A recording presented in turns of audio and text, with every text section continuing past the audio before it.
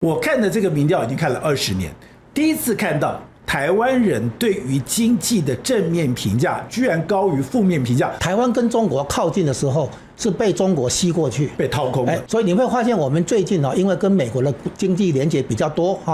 台积电也在亚利桑那州一直开始设厂了好几年了那台湾很多跟美国的连结把台湾经济带上来，这个是很明显。我觉得国民党愚蠢的还不是说他一头热的倒向中国，我觉得他根本就是因为我讨厌民进党，我厌恶民进党，甚至我仇视民进党，我没有办法找美国来当帮手，那你就找了中国当帮手。为了对付民进党或者跟民进党展开良性竞争，你需要把共产党引进来吗？你国民党头壳坏去嘛？中国经济自己也在严重下行，而且现在是恶性循环，是通缩状态，通货紧缩状态。中国一旦陷入通货紧缩状态的话，世界上没有哪一个国家可以说这个就是摆脱20年摆脱不了，至少20年。日本的话30年嘛。失落30年，现在的话，中国大陆他们自己说有些人自己说不是失落30年了，是失落50年，废掉 WTO， 另外成立新的国际贸易组织来取代 WTO，那也会成立更极端的情况，就是成立新的联合国来取代现在这个联合国，然后把中国排除在外。那时候的名称叫做全球民主联盟，当然民主国家进来，台湾是，然后非民主国家、集权专制国家出去，所以中国就进不来。要变相的把中国排除出去，美国建立的这一套国际体系，这在川普1.0都已经排演好了，所以剩下的时间只是按本操课，一步一步推进。各位朋友，请支持我们的团队制作优质的影片，我们需要你的力量。如果你喜欢这个频道，请按赞、分享、订阅。你的每一则留言，你每一个分享，每一个抖内，对我们来讲都是最大的力量。我们也诚挚的邀请你成为我们的会员。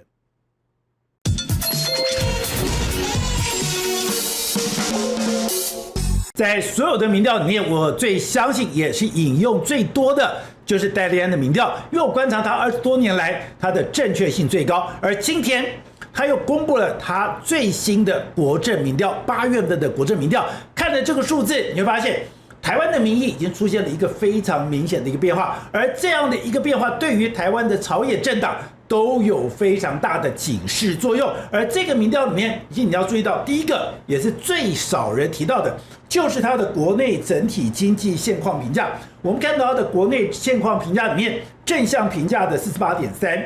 负面评价的45.2%。那这个东西代表什么？我们再来看这张表。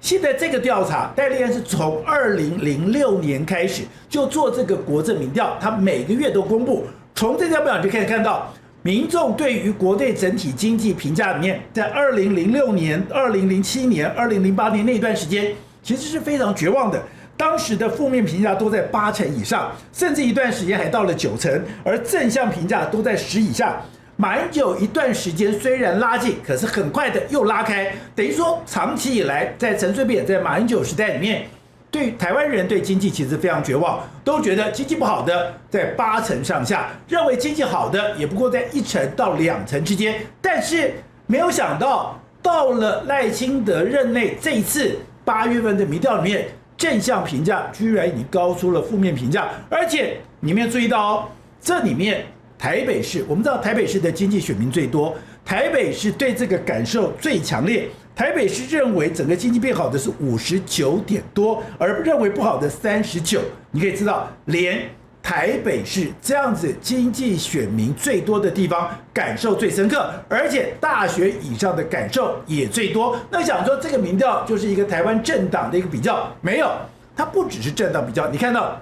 民进党在这一次里面大幅的攀升，它的满意度也大幅的增加，而国民党跟民众党都是小跌，这代表什么？如果我们仔细爬出的话，是代表着在中美台之间的地缘政治较劲，在 AI 整个供应链的选择伙伴上面，甚至整个台湾跟中国之间的关系选择里面，台湾人已经有一个非常清楚的定见，也有一个非常清楚的走向，而这个走向也会影响到台湾未来的政治选择。好的，谈到这个，我们今天就非常高兴的邀请我们的老朋友吴家龙来跟我们聊一聊。家龙你好。宝杰兄好，各位观众大家好。好，那家龙刚刚讲的是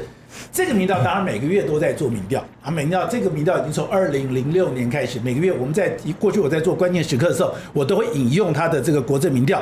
可是这一次让我非常的惊讶，我刚刚讲到的，我看的这个民调已经看了20年，第一次看到台湾人对于经济的正面评价居然高于负面评价。我们知道以前国民党虽然说国民党是外来政权啦，国民党如何如何啦，可是国民党在台湾统治最有正当性就是他把经济搞好了。过去我们讲，国民党有所谓的经济内阁啊，国民党有经济专才啊。过去陈水扁上任的时候，最被批评就是他把经济给搞砸了。对于经济的不信任，一直是台湾人民对于民进党的刻板印象。可是你没有想到，这一次里面出了明显改变，而出了明显改变之后，整个民进党的好感度，我们看到赖清德总统的施政满意度都大幅提升了。我们这个要连接到经济变化哈，与那个产业革命。这一次很明显，我们现在是在 AI 产业革命。然后呢，从去年是 AI 革命的元年第1年，今年算第2年。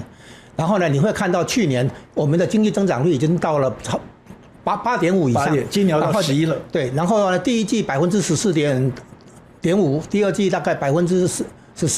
啊，这样子高。然后这样下来的话，那么很明显嘛，迟早从科技部门外溢到这个传统部门、金融部门，多多少少都会有感受。从那个餐饮啊、旅游啊、房地产啊、零售啊，都会开始感受到有一部分的领域的人有高所得、高收入啊。然后呢，整体来讲，这个是产业革命把台湾经济拉上来，变成出现大概多年来第一次有所谓2位数的经济增长率嘛。这我把它称为第2次台湾经济奇迹。第一次就是国民党那个年代。台湾经济奇迹从12%当那种高成长率一路下来，12%、10%这样慢慢下来。那这一次我们又回到一下，就是国民党2位数经济成长所维持的这个年限，到现在还是世界纪录。那就是说到现在，等于说它持续10多年，每年都是2位数的经济成长率，这样的一个记录，到现在连中国都没有打破，那是一个非常可怕的这个数字。那个其实有。战后啦，有一个次序，最先2位数经济增长，后来慢慢降下来这个是肯定的了会慢慢降下来。最先是日本，然后再来台湾，再来韩国，再来中国是这样来。然后呢，这是第一点然后第二点，马英九时期因为两岸经济关系的交流处于比较好的状态，其实从李登辉、陈水扁时期。台商就已经前进大陆嘛，对，很多那个生产线都外移过去，到最后的最后，笔电生产线5条全部移光嘛，就我们就是说，在这种情况下，从资源跟人才的流，还有资金的流向来讲，台湾跟中国靠近的时候是被中国吸过去，被掏空了。然后台湾跟美国靠近的时候，美国是等于是跟台湾产生一种互补性，等于说把台湾带上来。所以你会发现，我们最近因为跟美国的经济连结比较多台积电也在亚利桑那州一直开始设厂了好几年了那台湾很多跟美国的连结把台湾经济带上来，这个是很明显。所以我们会看到这个现象两岸的那个经济评价比较差的时候，恰好从这个陈水扁到马英九这个时期，就是台湾经济跟中国经济在交流紧密的交流的时候。然后呢，从什么时候开始缩小？那个时候其实也是美国刻意把台湾的资源拿到中国去。对，因为在2000年的时候，那时候美国开始搞 WTO， 那是要把整个中国纳入全世界的经济体系里面，所以等于是美国要促成这个全球化，要把中国拉进来，那逼着台湾的厂商就要前进中国，当成这个所谓的美国的先锋部队，以中国为市，应该讲以中国为工厂，生产便宜大量的这个货物供美国来使用。你这个讲得非常好的确是这样的一个全球化的一个局面，造成中国以世界工厂的形式崛起，而这个世界工厂当中，台商等于当一个带头者、辅导者协助者，这样把技术订单都带进中国好，就是台湾资本。或者台湾资本加人才打造了中国的世界工厂地位，这个无法否认那现在的话，从2017年川普当选到18年贸易战开打，你会发现这个台湾经济跟中国这个好感度跟那个不好感这两个开始缩小，对，所以是贸易战作为重大扭转。你看蓝的往上走，红的往下降的时候，那个就是贸易战开打的时候，然后一直到从2019年开始。然后到现在的话，你会发现那个蓝的开始第一次超越红的就是说那个认为经济好的第一次超越认为经济不好的，就是你刚才提到这个变化的话，显然我们国内的那个民众对经济的感受，跟全球化的关系，跟两岸经济的关系的变化，或者美台那个关系的变化是紧密连结的，恰好我们可以看出来。那政治学跟经济学有一个交集，叫做中间选民理论，就是选举的结果。两大党的基本盘各拥有基本盘，但是过不了半数，最后胜负的决定在中间选民，而中间选民通常就是经济选民，对，关心经济的结果。好，然后现在可以看出来，因为经济的转好，对执政党的支持度会上升。所以我们也看到说，对于那个政党的这个反应你会看出来，那民进党搭上了这个经济回升的这个顺风车，所以他现在这个正向评价是46.8%，互相评价38.9%这样子。然后呢，国民党、民众党这两个在野党的话，理论上加起来，它的评价是有50，但是呢，他们的互相评价也远远超过50啊。那所以呢，相比之下，除非两个在野党能够整合成一块，否则的话，他无法挑战民进党。个别来讲，他无法挑战民进党啊。所以看起来就是说，在全球化的转型，全球化现在进入到2.0、3.0之类就是美国对很多国家都课关税，不是单独对中国课关税。然后呢，供应链的那个重整里面不但是要恢宏供应链，而且是要那个配合 AI 的产业链。所以很多供应链其实是回到台湾或者回到台商手里，那这样的变化都可以看出来，台湾的选民的感受反映在这个民调里面。是，那嘉龙，我们知道在马克思的《资本论》也很清楚，我帮你放上下层结构，下层结构其实是经济，上层结构才是政治啦、军事各方面的东西。如果你觉得有什么看的话，台湾的整个下层结构已经非常清楚了，经济现在大家认为是比过去来好。如果我觉得现在的经济是比过去好，就代表现在的 AI 产业链、现在的非宏供应化、现在跟中国保持距离、现在跟美国保持这样的一个合作的关系，这个路线其实反映到了我对经济的满意度，这个路线看起来是对的。那谁是这个路线的代言人，谁就会得到的这样的一个红利。而现在国民党往下掉，就代表说，现在如果国民党还是继续的要跟中国共产党或者要跟中国保持一个非常友好的关系，你就会慢慢的去背离台湾的主流民意了。这个是现实经济效应的表现，因为中国经济的确在往下走，这个房地产危机嘛，然后地方财政危机嘛，然后现在他要把资金外流堵住，他要那个对付资金外流的问题然后他要把外面的钱放在外面的钱要吸引回来、赶回来等等。你会看出来，如果国民党还在强调两岸经济交流，还在把台湾经济跟中国经济来连结的话，那简单讲就是被中国经济拖下水。那如果台湾经济去跟美国挂钩、跟日本挂钩的话，那因为美国、日本等等在领导现在的 AI 产业革命，那台湾正好是供应链，对不对？对。那台湾就可以得到很多的商机嘛，所以会被带上来嘛。所以台湾选择靠向太平洋的这一头，美日这边，还是靠向这个东亚大陆的中国市场这边，就变成一个我们两边都做过嘛。所以台湾的资本外流的时候，台商大量前进中国大陆投资是设厂嘛，然后现在发现中国已经饱和，甚至于开始往下走。一个关键点是他修改劳动的那个法规以后，提高那个工资，提高工资的话，它的人口红利等于消失，再加上地方的建设，这个官员的贪腐，等于增加了所谓交易成本。所以现在看起来，就中国投资已经比不上东南亚核算，甚至于比不上去墨西哥，去美洲。所以呢，现在问题是实质经济面，中国大陆的吸引外资的能力在下降。台商过去发现也不太合算，这个是经济的基本面在背后运作，然后表现成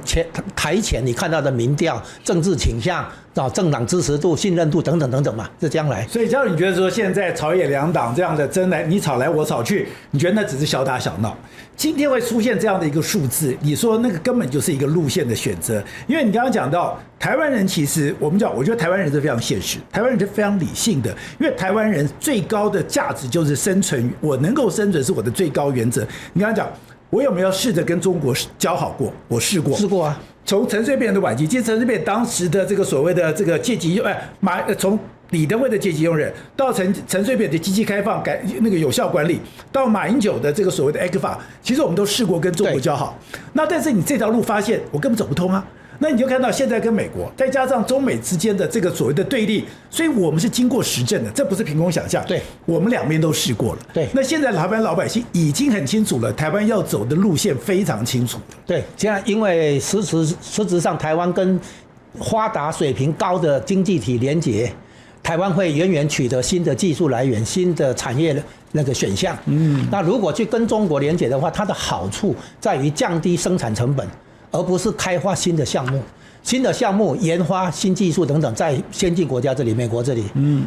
那甚至于有一部分是在日本啊、欧洲这些先进国家这里，所以台湾经济跟他们连结的结果，会比较容易引进有互补性的东西，互相成就啊。那如果台湾选择中国的话，是说将既有的生产方式去降低成本，但不见得引进新东西。但是这里有个很大的风险，就是说我们移到中国的企业，最后都被中国模仿。都被中国超越，对，所以我来反过来变成我们的竞争对手。没错，就像当时的苹果供应链，苹果供应链，你从组装，你甚至到线材，你到任何的这个所谓的这个模板或任何东西，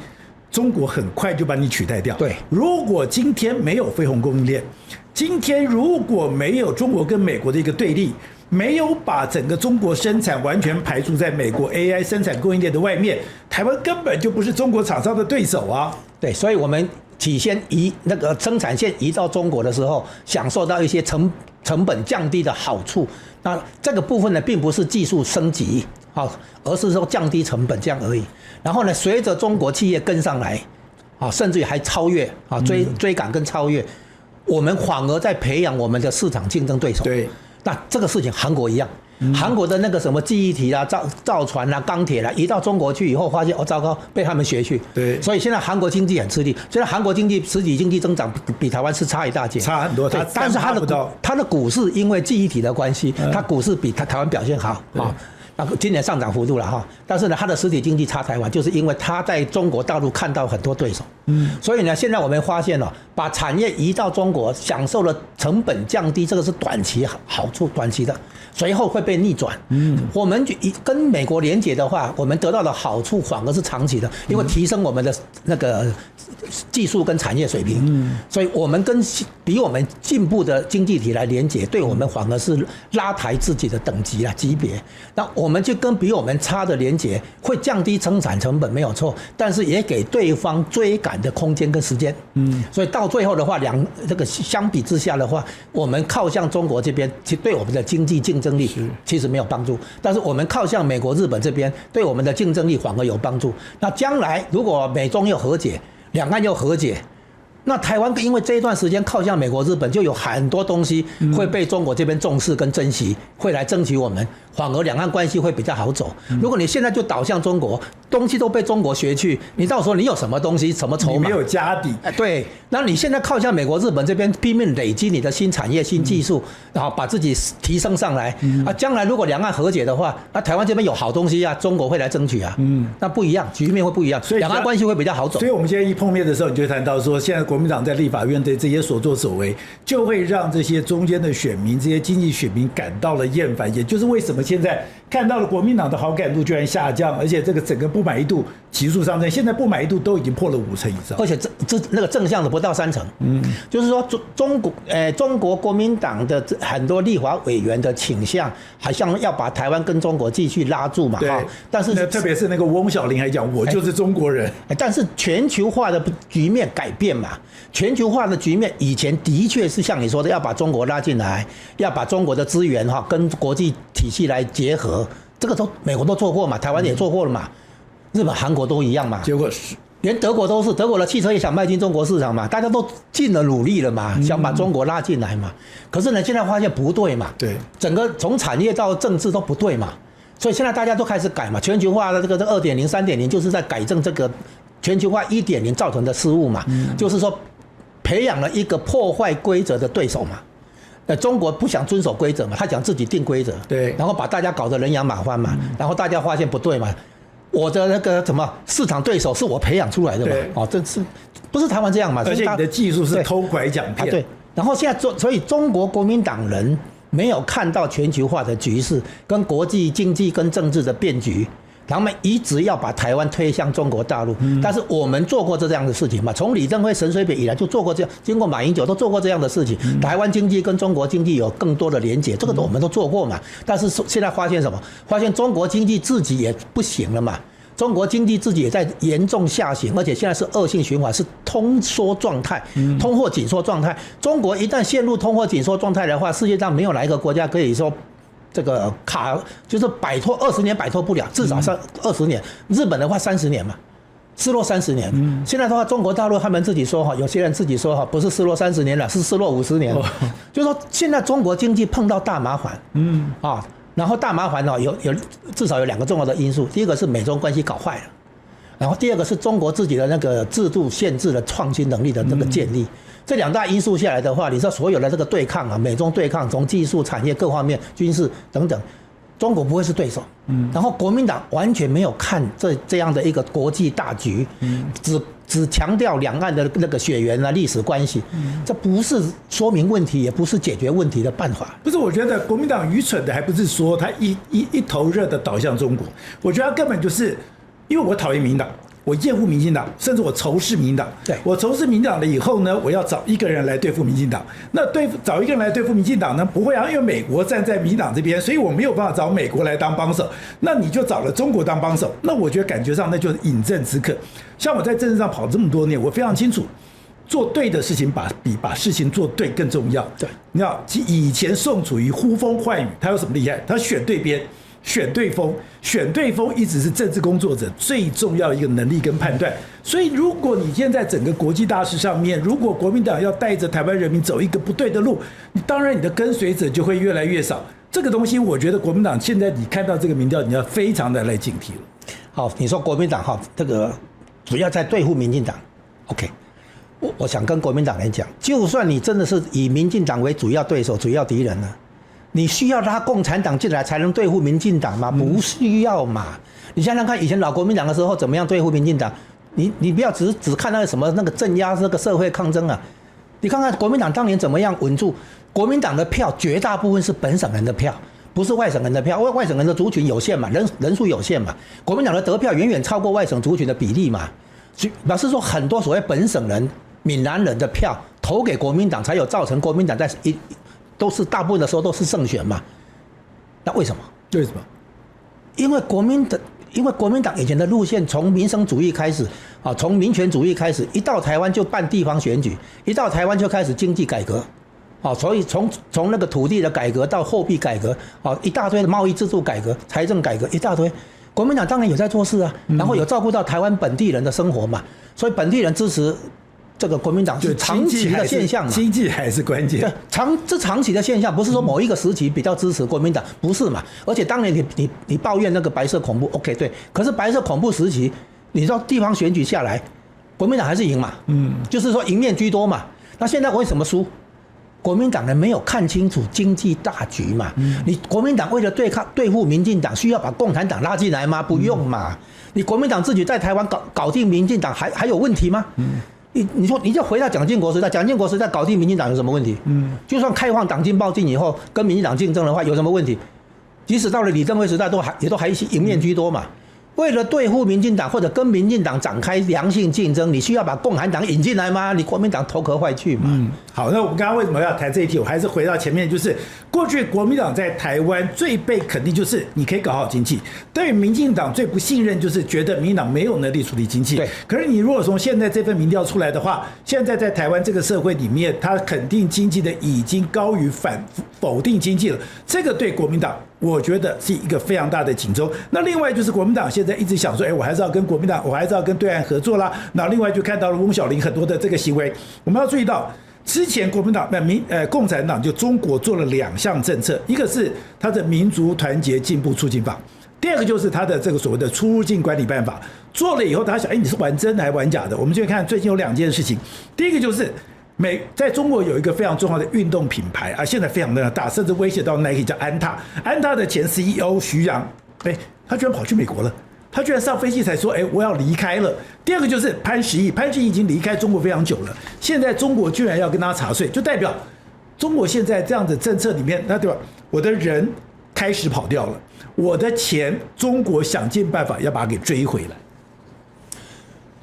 我们先提一下哈，刚才提到的这个国民党时代跟民进党时代，那个有一件事情其实是共通的。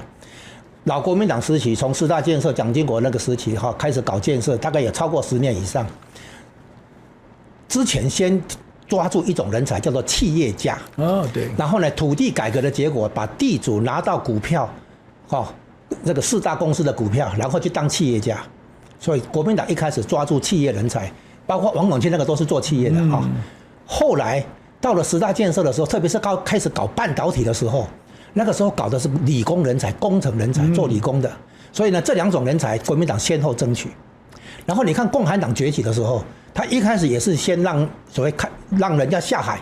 就是说企业家的人才，因为他组织各种资源，后来再凸显理工人才搞产业、搞技术所以你看到那个朱镕基，像他们都是练理工的嘛对。中国大陆在经济起飞的年代一样，先搞好企业的人才，然后最后补上理工的人才，然后就很漂亮，对不对？到后来如果你官僚出来就糟了官僚出来就是伸手拿钱了。你现在看到那个民进党时期这个时候，民进党政府在陈水扁的时候，他把企业家拉进来，像那个什么副院长林信利那个把企业家拉进来。现在你看，最近我们台湾能够接上 AI 产业链 AI 产业革命，是因为这个时期很多理工人才回来台湾，或者台湾自己的很多理工人才充分就业。所以民进党现在的话，起先也是拉企业人才，后来拉理工人才，然后呢，让我们有这个条件、有这个基础来接住 AI 产业革命这个商机。我举一个非常清楚的例子，就是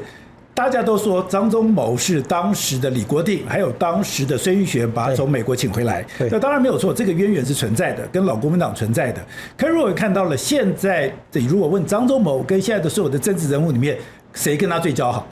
蔡英文。你会发现蔡英文已经让他当了几届的 APEC 的特使。你会发现张忠谋当时在这个所谓的在私底下会跟谁去家宴，他跟蔡英文。所以两边的关系是，我觉得在蔡英文时代里面大幅的改善跟企业界跟科技业界的关系，我觉得这个是国民党一直没有理解也没有去注意的事情。你这个讲得非常好，的确是这样。那2020年的时候9月中旬，大概9月15号，国务院第3号人物，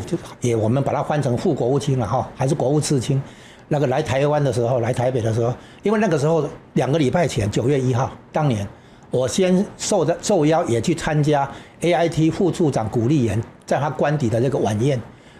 我只讲一点，就是说台积电那个时候已经敲定台积电要去亚利桑那州设厂。我说这件事情绝对不是台积电一个厂过去就好，美国要想方设法把上下游供应链都带过去，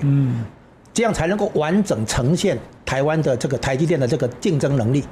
所以不要只是争取一个台积电一家公司过去，要想办法打造整个产业链过去，也就是说竹科工业园区这个概念，创造互补性这个重效这个概念，我只讲这一点。结果呢，9月15号2个礼拜后，这个副国务卿来的时候，蔡英文在家里面招待，对不对然后呢，照片出来的时候，我发现蔡英文跟这个国务次卿中间夹着一个人，张忠谋。对，我就想，我猜对了，我讲对了，就是谈的话题就是台积电的投资问题相关的。那你会发现，民进党的转型，这个转变很大，可是大家不容易看出来，就一直到被你讲出来。就是民进党一开始也是接触企业界人士，可能是金主啦这种有关系，企业界、商界的人先接触，接下来接触的就是理工科的专业的包括蔡英文去跟张忠谋做交情这个都算。就是民进党原来是不熟悉经济，不熟，可能有一些企业界至少我在跑陈水扁时代的时候，我觉得当时陈水扁时代要跟工商界跟经济，特别是科技界，其实有一个隔阂的。但我发现这个隔阂在蔡英文的手上，基本上就完全打破。那个打破，我觉得跟2019年中美的这个大对抗，我觉得美国的介入也有非常大的一个关系。那等于说，当时你记不记得张忠谋那时候讲过的一句话？他说，这个在地缘政治的时代，台积电已经变成了兵家必争之地，所以这个的推力跟阻力跟这个拉力，美国其实扮演一个非常重要的一个角色。对，就是说美国在提升台湾的产业跟技术的时候，也注意到说台湾当时已经由民进党执政，所以美国呢一方面在国家安全上支持台湾，二方面在产业跟技术上也支持台湾，然后的订单下过来，对吧？资金流进来等等。然后我们也看到，在蔡英文任内，台股不但突破前高12682，而且还继续推进到他卸任的时候，应该是22000点左右哈。然后赖清德上任2年来已经翻倍啊，涨幅也超过那个蔡英文执政8年的上涨幅度13000点啊。那这些全部是那个国际潮流下的那个 AI 产业革命带给台湾的商机，而这个的确也是美国支持出来。然后你去看，表面上好像美国欺负我们，美国占我们便宜，其实不是。美国只是用一个比较好的条件来达成双方的互补性，互相成就，所以美国成就台湾，台湾也成就美国。我以前在这里讲过吧，大概美国军事上保护台湾，交换台湾在半导体产业上保护美国，所以变成说一个相互成就。那现在 AI 更是如此。那在这种情况下，就是说我们刚才注意到，从以前的老国民党，先争取企业人才，后来争取理工人才。然后呢，到了那个民进党也是先支持先有企业人才进来，后来他们也开始接触理工人才。那民进党的文化里面本来没有理工这个，现在也很多理工人才都在这个时候进来。那中国的改革开放一样，一开始的话官僚下海经商叫做也是说先打造企业人才。台湾从地主转成企业家，那中国从官僚转成企业家先下海，后来呢开始吸收培养理工人才，从美国那边争取留学生回来这样子。其实路线一样，是大同小异，就是说从国民党、民进党、中国共产党搞经济的过程中一样，人才才是关键。如果你喜欢今天的内容，欢迎你斗内相挺，用一杯咖啡、一杯好茶的心意，支持团队制作更好的精彩内容。而你的超级留言，我都会认真看的。好，那我们刚才讲，现在这个是一个路线的一个选择，那是一个地缘政治你的方向选择。在这里你用了英国的作为一个例子，英国到底是一个欧洲国家还是一个大西洋国家？这个样的一个逻辑可以放在台湾自己来思考。那可刚刚讲到，你现在如果要挡中国，如果中国现在很强，你可能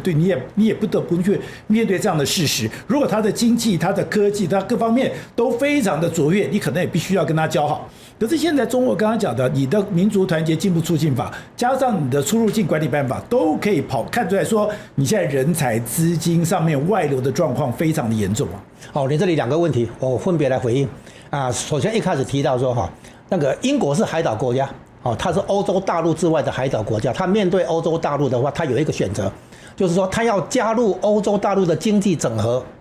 如果是这样的话，我把它称为英国的统派，就是它海岛面对大陆的时候跟大陆连结，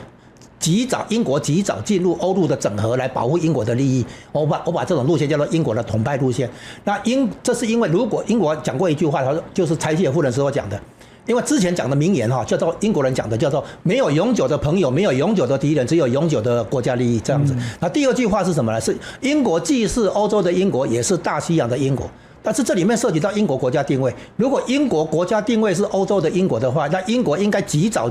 加入欧陆的整合运动来保护英国的利益。我把它称为英国的统派路线。那另外一个，如果英国定位为大西洋的英国的话，它可以靠向后面大西洋后面的美国、加拿大来对抗欧陆当前的整合。所以这个叫英国式的独派，独立于欧陆整合之外。所以这一个海岛国家面对大陆，它当前的那个大陆到底是跟大陆合还是跟大陆分，这才是真正的统独议题。那台湾还没到这个水平，这才是海岛国家要选择的议题。对，台湾还没到这个水平。台湾的统独问题其实是省级情节比较重，还没有到涉及到海权、陆权这样的一个分界。那从这个概念我们套到台湾，就是说台湾是东亚的台湾，也是太平洋的台湾。如果台湾的国家定位是东亚的台湾的话，应该及早进入东亚大陆，就中国大陆来保护台湾的利益。台湾做过啊。然后如果台湾自我定位是太平洋的台湾的话，可以靠向太平洋背后2个大国美国、日本来确保台湾的利益。所以我们曾经在这2条路线里面摆荡，做的摸索过程跟英国非常相似。就是说海岛国家面对一个大陆旁边的大陆的话，那应该是跟大陆合还是跟大陆分？就是这才是真正的所谓统独问题了海岛国家，所以统独问题不是台湾独有，英国这样的那个安理会承认理事国，它一样有这种统独问题。那拉回来就是说，现在第2个问题，那美国在重新界定全球化，redefine 这个全球化。然后呢，确认说中国是国际经济秩序的一个挑战者、破坏者，所以美国现在要收缩，就是要把中国排除出去美国主导的这一套国际经济系统。原来美国以为中国可以吸收进来，可以改变，可以融入这个国际体系，现在发现完全不是这么回事。那中国想要改变这个体系，那美国说那不行所以呢，你当一个规则破坏者那不行，你这个规则遵守者可以。所以美国一直强调打造一个以规则为基础的国际秩序啊。那其实这个是川普第一任的时候，那个2018年在阿根廷的那个川习会之后，那是12月1号，当年12月1号就抓孟晚舟那一天啊。然后呢，12月4号几天后，国务卿飞到欧洲的比利时，在国际会议上讲，美国重新打造国际秩序3个原则：第一个，以规则为基础的国际秩序；第二个呢，由普世价值，就是民主、自由、法治、人权展开的国际秩序；第三个，由美国来领导的国际秩序，就是3条。然后呢，这包括将来要整顿的对象，包括国际货币基金、世界贸易组织、世界银行、联合国，还有呢，居然欧盟也要整顿。所以美国那个时候在川普1.0的时候已经有这样的一个蓝图了，重整国际秩序然后应对中国队的那个挑战跟破坏，然后演变到后来，你看到川普就是岸本操课，越来越严厉越来越强硬嘛。其实早就在川普1.0的时候已经摆下这些这个地缘政治蓝图了那所以你现在看到美国在打造恢宏供应链，打造 AI 产业链，然后把半导体产业也放一部分产能放在美国，其实全部是针对中国破坏了美国主导的这个全球化跟国际秩序，然后美国在做修补，在做应对，然后把台湾拉过来，也要把日本拉过来，韩国拉不过来的话，对不对？美国会放弃韩国。他现在在修理韩国了，然后呢，他现在已经降低了美韩之间的军事合作不止。萨德会战防御系统撤了六台，听说应该是全撤光，那这个很严重。而且驻韩美军将来还会收编，而且驻韩美军的一部分那个力量要在台海有冲突的时候投入台海这边。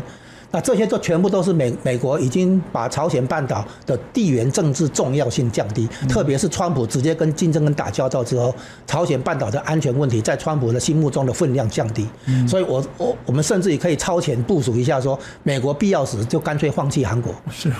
我们干脆，因为第一岛链其实不包括韩国，第一岛链是日本本身拉下来到琉球、到台湾、到菲律宾、到澳洲，甚至于到印尼，这个算第一岛链。韩国的话可能就排除在外，虽然他有驻韩美军，因为韩国亲中嘛，亲中的结果的话，美国的对策就是把北韩拉过来。你中国把南韩拉过去可以，我把北韩拉过来，所以到最后的话，这个朝鲜半岛周边的地缘政治还会很混沌，很复杂但是呢，回过头来就是美国重新整顿国际经济秩序，承认犯错，把中国拉进来这件事情是错了因为他不是遵守规则，这个伸张这个规则，他是在破坏这个规则，要改变这个规则，那美国当然吃不消而且他的商业模式也是把挤压别人、消化别人，对外倾销那一套，大家也吃不消，所以呢，他不遵守 WTO 这些游戏规则以后，美国就另起炉灶就是说当时早就有讲，就是要废掉 WTO。另外成立新的国际贸易组织来取代 WTO，那也会成立更极端的情况，就是成立新的联合国来取代现在这个联合国，然后把中国排除在外。那时候的名称叫做全球民主联盟，当然民主国家进来，台湾是，然后呢非民主国家、集权专制国家出去，所以中国就进不来。要变相的把中国排除出去，美国建立的这一套国际体系，这在川普1.0都已经排演好了，所以剩下的时间只是岸本操课一步一步推进。是，所以你如果从国际环境、国际秩序来看这个台湾，看台湾跟中国大陆的关系的话，就一目了然。好，那嘉荣你怎么来看待？就是我们刚刚一台提到，就是他的国家民族团结进步促进法里面，那个部分，然后另外就是，现在不是嘴巴讲。现在潘石屹在海外，你的这个资产我要把你课税。出入境管理办法里面，在这个之前，他的这个安踏的 CEO 赶快就离开中国，等于是他人跑了，钱跑了，现在中国要追回来。现在中国来讲，他的经济压力真那么大吗？大到他要做这样的手段？对，其实经济压力的问题资金外流的问题，在2019年香港反送中的时候已经表面了，现在已经几年下来，又7年要下来了。中国经济陷入一个就是被美国这个对付的情况下的通货紧缩状态，订单走了，就业机会走了，中国的生产线可能还得移到什么越南、泰国去来闪避关税。所以中国现在碰到的问题，他们叫做3驾马车全部熄火，就是消费、投资、出口全部都熄火，要靠政府也不行，因为政府的部分基础建设已经饱和。那个高铁路线几乎全部亏损，本来北京上海这一条还有一点赚，听说现在也不行然后呢，高速公路、水坝、发电厂都盖太多，都是过度投资饱和了那国营事业的固定设备投资也是饱和，像钢铁业、石化业都是产能过剩嘛。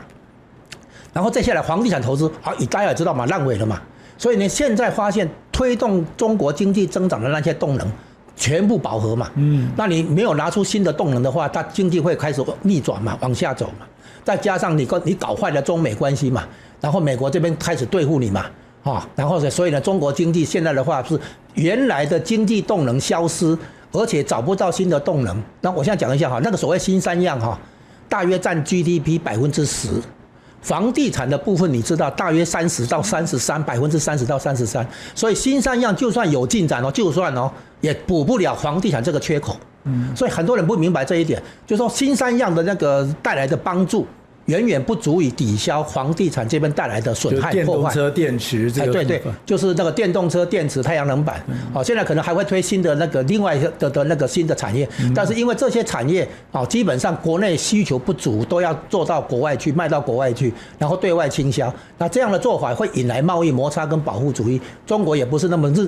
么方便啦，没那么容易啦，要对外倾销。所以这根本的问题在于说，你的生产结构跟你国内的需求、消费结构要配合。然后呢，你现在很多产能是做外面，为什么？因为你赚到的外汇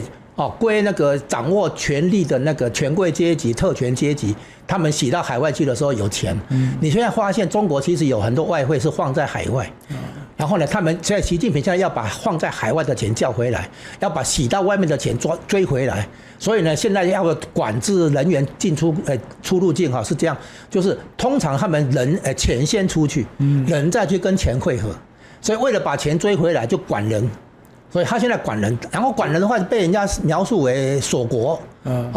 那个闭关锁国，这个对，为什么？因为习近平的整个不是在搞经济，他也不是在救经济。我不认为习近平现在还在救经济，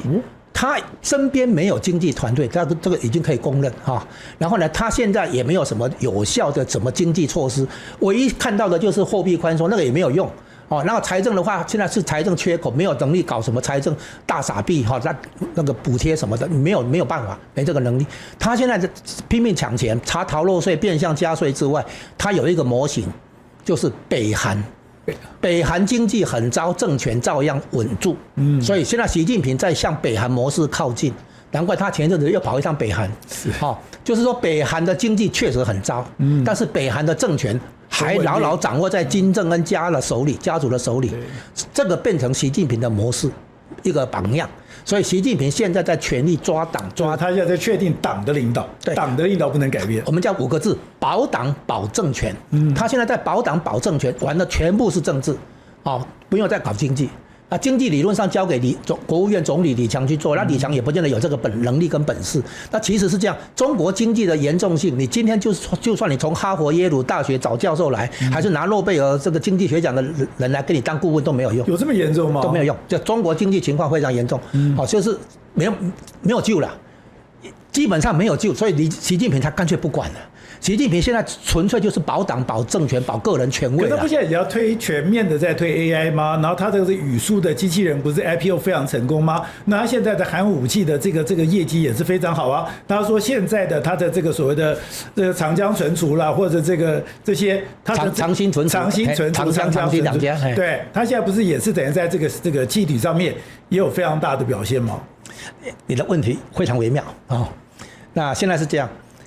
当初是晶片、半导体，美国大张旗鼓，其实是问中国：你玩不玩？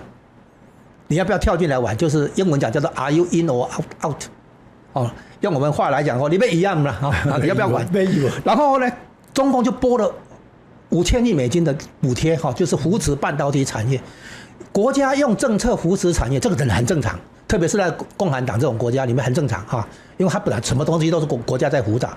问题是很多中国的企业就为了贪图这个补贴，国家补贴，然后纷纷成立半导体事业来申请这个补贴嘛，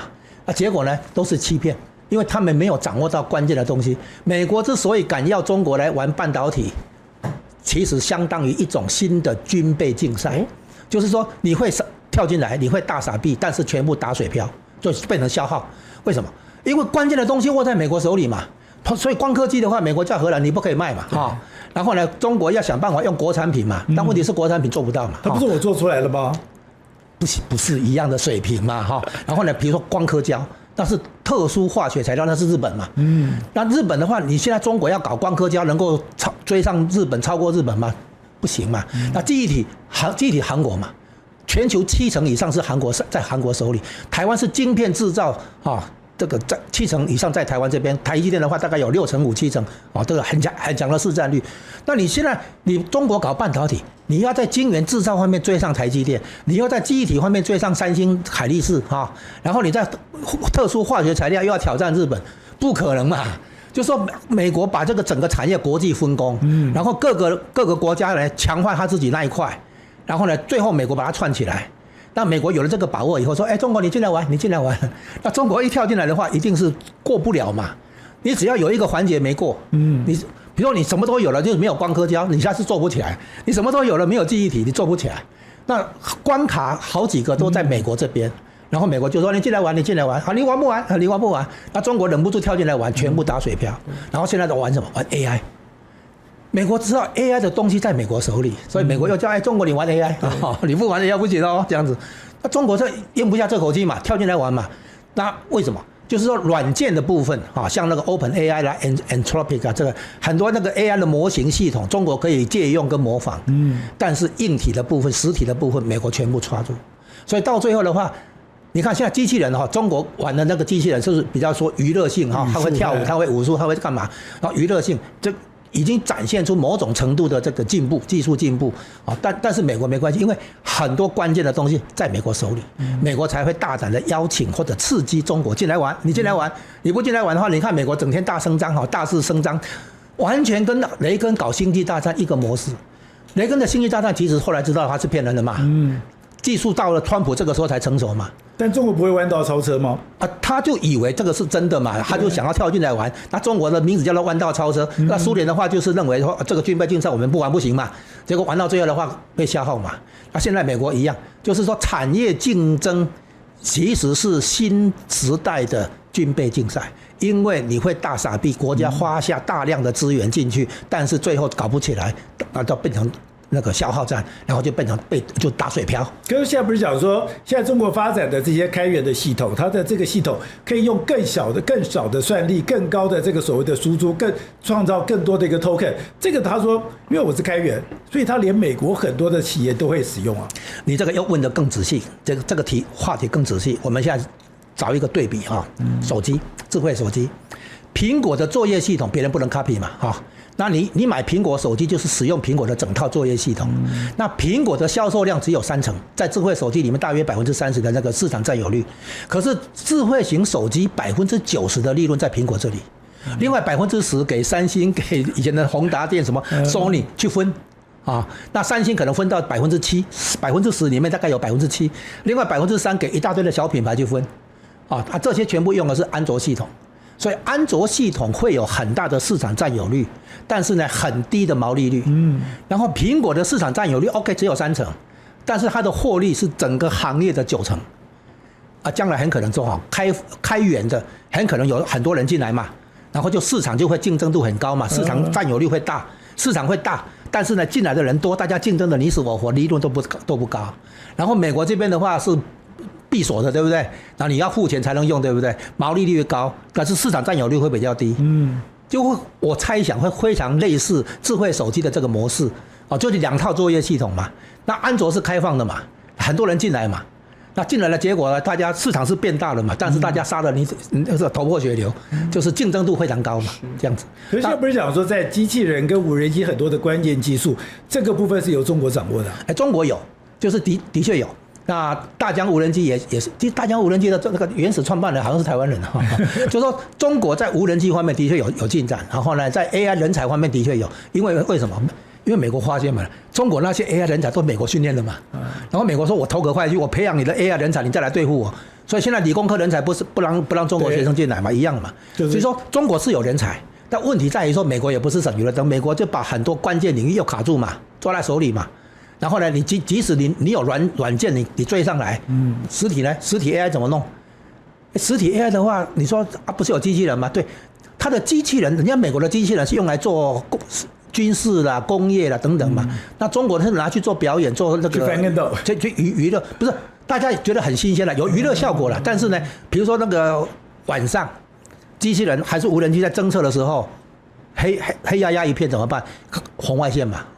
红外线用感热嘛，然后呢，你的红外线技术如何？玩的是这个嘛，就军事上如何在空中停留够久如何有高速传输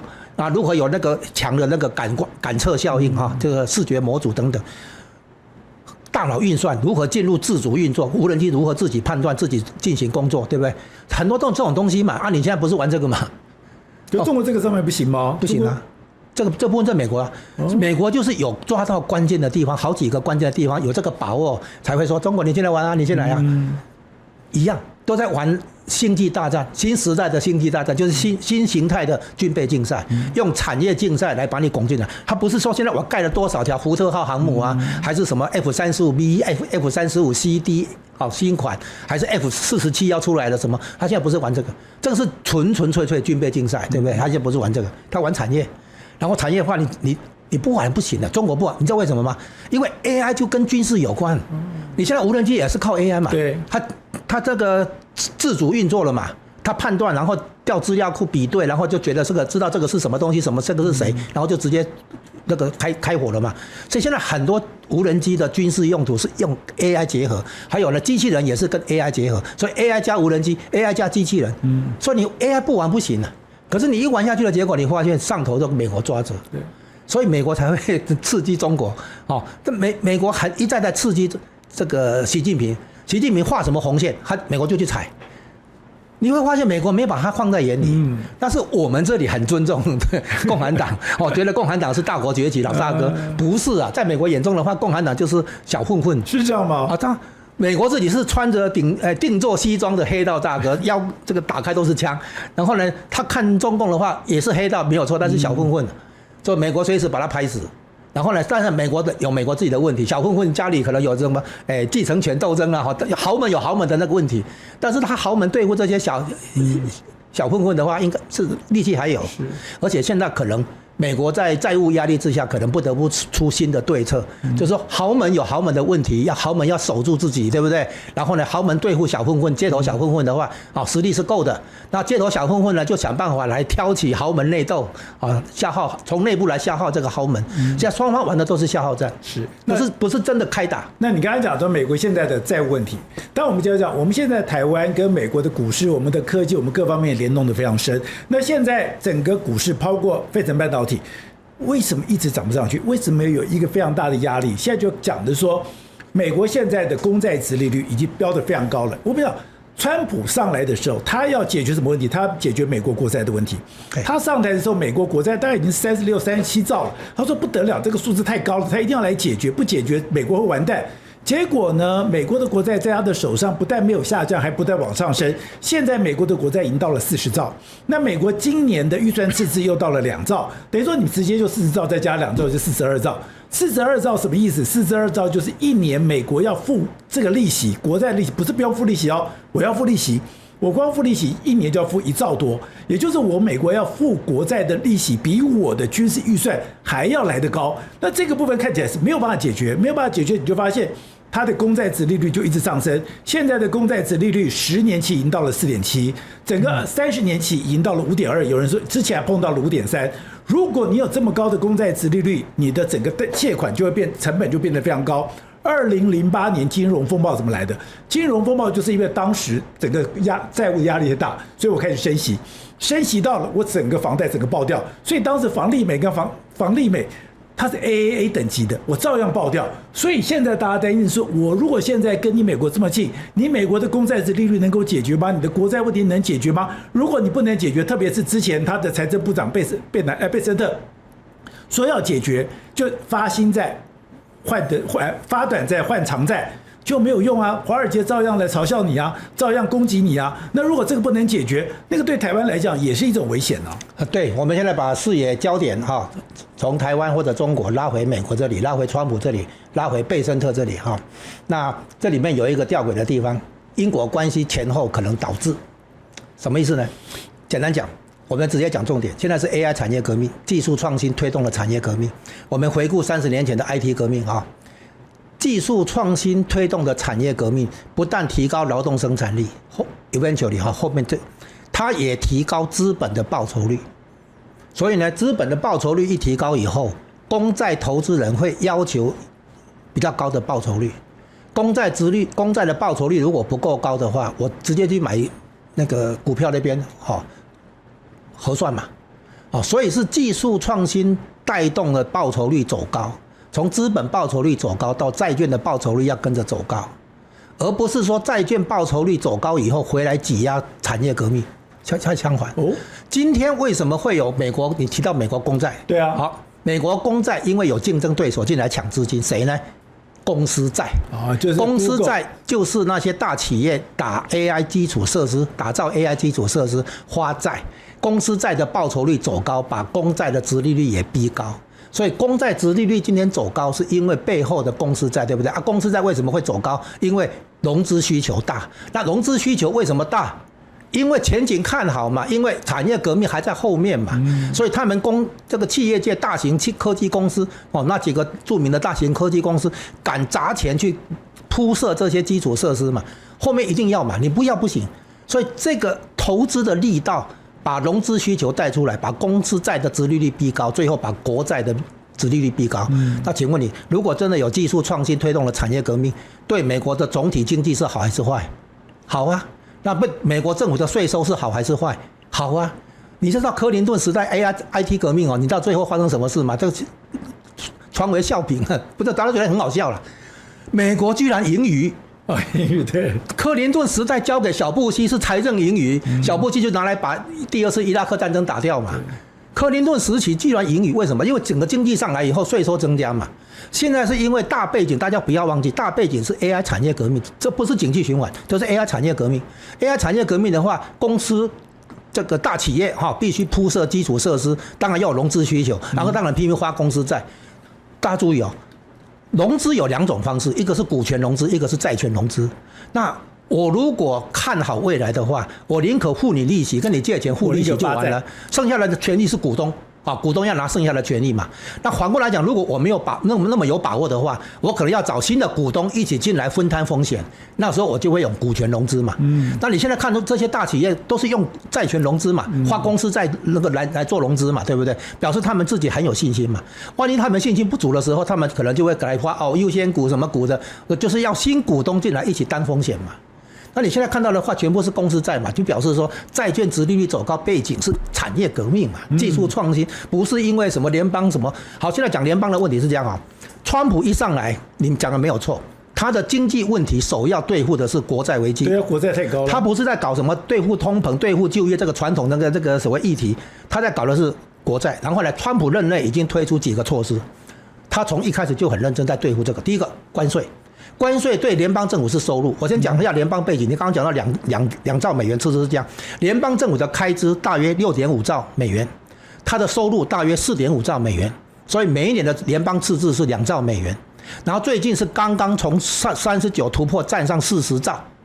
但是原来38兆一年2兆美元就到40，所以今年刚刚站上40。那如果再一直下去的话，每年2兆的话，当然很可观。然后目前的利息支出已经到达1.4兆、1.5兆，超过国防预算，是这样来。所以他一定要想办法降低联邦利息支出，降低整个国债，对不对？所以第一招关税，本来预估可能有7000亿的新收入了，结果后来发现没那么多。第二招什么呢？政府效率部马斯克主持，有没有？然后呢，就准备把一些非生产性联邦开支砍掉，最后把那个国际开发总署关掉嘛，这是第二招。第三招发行川普绿卡，1张500万，对不对？然后预估川普这一任看看可不可以卖100万张，整个来讲会估计要卖700万张，因为潜在消费者、潜在顾客要有3700万人，他这3700万人，他的目标是我可不可以卖到700万张？700万张里面，川普这一任可不可以卖100万张？100万张的500万是什么意思？5兆美元。那5兆美元的话，可以缓和这个财政压力嘛，说不定还换成盈余嘛。啊，这是第3招。第4招呢，成立主权财富基金。那个商务部长卢特尼克还有财政部长贝森特，他们都是华尔街滚出来的啊，滚动出来的。他们是知道怎么样让联邦能够从资本市场里面取得收入来源，因为联邦的税是对经济活动课税，所以你有所得税，你有营业税，你有消费税，这些都是针对经济活动课税。那现在除了经济活动是流量。我可不可以对存量课税？就是说我能不能从资本市场财富的交易里面去取得收入来源？这叫做资本利得了啊！联邦政府可不可以也有资本利得？我打个比方了，我们想象一下，只要联邦政府对某一家公司下那个无人机订单，比如说，那我可不可以下订单的时候同时拿到选择权？那你的订单消息一出来，股价涨，对不对？我行使选择权，拿到低价的股票，然后在市场上卖掉，我有获利，对不对？那这个是妥妥的内线交易哈。那我可不可以透过主权财富基金来持有你的那个选择权？然后我下订单给你的时候，你的股价涨了吗？对不对？那我也获利嘛，我也切一块蛋糕嘛。就这样，就主权财富基金做各种投资，从投资中取得联邦的收入来源啊。然后接下来什么？稳定币。稳定币的话，不是中央银行发行，是私人发行，包括川普自己也在发行啊。然后企业发行，比如苹果比那个微软币，然后你可以买东西，对不对？然后呢，最后还有一个什么金融机构啊，这个花旗币啊、摩根币，对不对？哈，这是金融机构也可以发行自己的稳定币。然后稳定币法律规定要1:1的储备资产，就是美国公债，估计可以创造3兆美元的公债需求。想方设法，你看川普现在想方设法，结果呢？就是缓和联邦的这个赤字压力跟国债压力哈，他的努力，你看推出这么多招嘛，全部是为了要针对国债危机嘛，对。然后呢，贝森特8月19号宣布的那个，就是说要增加回购哈，增加长债的回购，它的算盘很简单，就你刚刚提到哈，因为现在短债的利率低，长债的利率高，对不对？我把长债的部分消掉。我买回来注销，我不用再去对长债等于说付那个利息，然后我改成去花短债，付短债的利息，但短债利息不是低吗？那我联邦的利息支出不就降下来吗？然后呢，短债的话到期，我再发新的短债，所以它的问题在于说，长债的话利率固定，短债的话呢，你随时要翻新嘛，到期以后再重新花嘛。所以你有利率风险，就这样，利率可能会波动。你如果是花长债的话，你要付多少利息是讲好的。现在不是嘛？现在他用短债的利息不断滚动来降低利息支出，然后来应对长债这边的那个高利息支出这个问题。最后还有一招，就是说如何让这个债券国债有买盘进来，价格走高，殖利率走低。我举一个例子，在奥巴马时代，那个时候啊，联准会在考虑如何这个开始升息，就是如何结束量化宽松。然后呢，在这个过程中哈，华尔街所有的人都史无前例说，你这个量化宽松怎么结束？从来没有经验嘛，大家慌成一团。结果那个时候在伯南克时期啊，那个殖利率10年期公债殖利率从2% 以下直奔3%，那个时候很震撼，因为很短的时间内，那个公债殖利率这样暴冲。奥巴马就把经济团队跟国安团队找来，然后做一件事情。当时叙利亚内战爆发化学武器，美国决定介入。美国决定介入以后，地缘政治冲突带来市场避险需求，美国公债买盘进来，殖利率马上降下来。美国可以用创造危机。对，就是说，所以你注意到，川普最近讲说必要时动用军队，他没有人看懂。美国如果制造地缘政治冲突，动用军队制造冲突、制造危机，那么市场的避险情绪会暴增。对美国公债的买盘就会大增，然后呢，长期公债殖利率价格走高，那个价格走高，殖利率就降下来，这个不容易动用，但是美国用过，所以奥巴马时期用叙利亚，这个事情有什么影响？那个2017年4月7号，习近平去海湖庄园的时候，川普不是在他耳朵里面讲说，我刚才花了59颗啊？为什么？因为那个时候叙利亚内战用化学武器，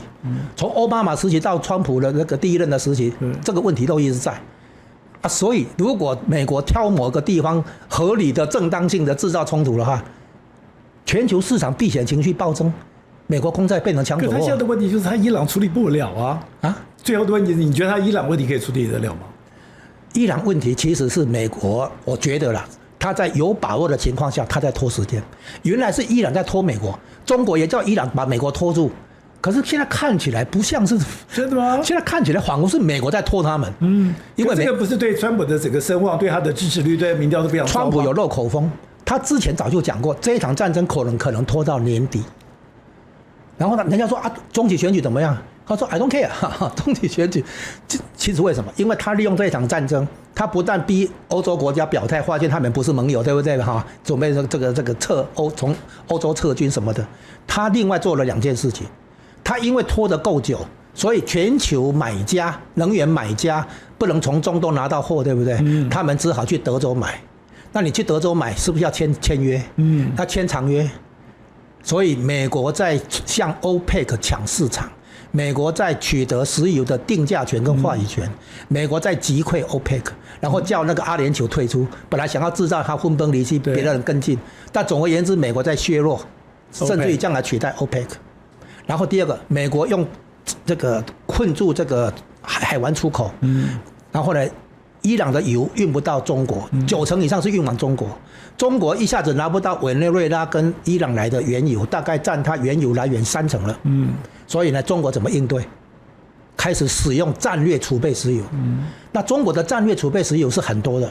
然后呢，如果1-2个月的话，它应付得了。但是如果拖久的话，它的战略储备石油消耗的够多的话，它不可能再对外做军事冒险。也就是说，美国间接额外的红利就是保护台湾。中国现在在消耗战略储备石油。那一直消耗下去的话，你到时候怎么发动战争？就是有这样的问题。那总而言之，就是说，我不晓得还有什么考虑，我们大概猜不到。但是感觉上是川普在拖，美国在拖，而不是伊朗在拖。伊朗已经被打得几乎没有还手能力了。其实他那个无人机袭击商船那个真的是典型的小打小闹。他去那个飞弹去攻击阿拉伯国家，阿拉伯国家很生气，要准备对付他，对不对？那个都是小打小闹。重点是美国的海军部署没有撤。3艘航母，2艘在那个阿曼湾这里，1艘在巴基斯坦外海那边，还没有撤，所以美国显然有别的考虑。有人说那个伊朗的地下通道里面不只是那个浓缩铀，可能还有别的东西。美国可能在考虑那些东西。总而言之，美国怎么想我们不清楚，但是看样子是美国在拖，不是伊朗在拖。好，那跟嘉龙聊天最有趣就是很多事情不能只看表面，你要完全从国际政治脉络甚至美国利益来去思考。而且很清楚，就是你选对的路，你做对的事情，比你把事情做对更重要。作为台湾这样的一个小国寡民，你要搞得懂国际的情势，做对的选择。我们回过头来，就是戴立安做的这个民调，其实这个民调里面的数字有很多的变化，也告诉很多政治人物，你现在选择的路线到底正不正确。非常谢谢嘉龙，好，谢谢大家。各位宝洁朋友圈的朋友，大家好。您对我们的支持，还有您对我们的指教，其实我们都会认真的阅读，因为您的每字每句都是我们自己反省，我们要自我检讨，甚至我们未来怎么去调整方向的一个关键的因素。所以我们就刚刚讲到的，就是你现在的这些留言有什么留言，那我们可以怎么样子来跟观众来进行回答。淑娟说：“支持宝洁及团队，你们是最优秀的。”非常谢谢您的肯定。当时讲说，我们的节目其实还有很多改进的地方，那这种改进也是我们每天都在做的工作。听后X5R他说，政府部门主管机关应该管理一下，坚决不让中共产品进来台湾。我觉得应该这样讲，就是现在大家觉得很难思考的是说，我们知道现在有很多的网购，现在很多的网购居然是有很多的中国的网购是这样直接进来。那你如果说没有任何的管制，现在很多国家都有管制，我也不理解说为什么我们台湾在这方面没有管制。你没有管制，第一个你的品质，第二个你是对台湾的商业、对台湾的产业会不会有伤害，这都是政府应该面对的问题。Rookwood 0222他说，天佑台湾，感谢宝洁，一起保护台湾，台湾人加油。当我们希望说，在台湾这块土地里面，我们真的好好的守护，好好的来保护这个国家。Karen 说，感谢宝洁哥制作这么好的节目。其实能够做这样的节目，其实是我觉得那是一种福分，那是一种福报，我们会非常珍惜。喂，20110他说，他看了郑习会那一集，他说只有我觉得郑丽文尖嘴猴腮，面露凶相吗？对于郑丽文是不是尖嘴猴腮，我们不予置评。立刻他看了川普无视习近平警告的那一集，他说中国与和平水火不容，要改成这样子比较通顺。也就是说，中国跟和平不水火不容。其实今天要追求和平的其实是台湾，我们从来没有挑衅过对方。好，刚刚讲到的，我们非常认真的在做我们的一个工作。其实我们刚刚讲到，我从以前我其实没有任何政党，那我也不去标榜这个东西，我只告诉你说，我们现在在这块土地里面，我在民进党跑那么久的时候，我学会一句话：相信台湾，相信人民，相信台湾，相信人民，这是我做这个节目里面最中心的思想。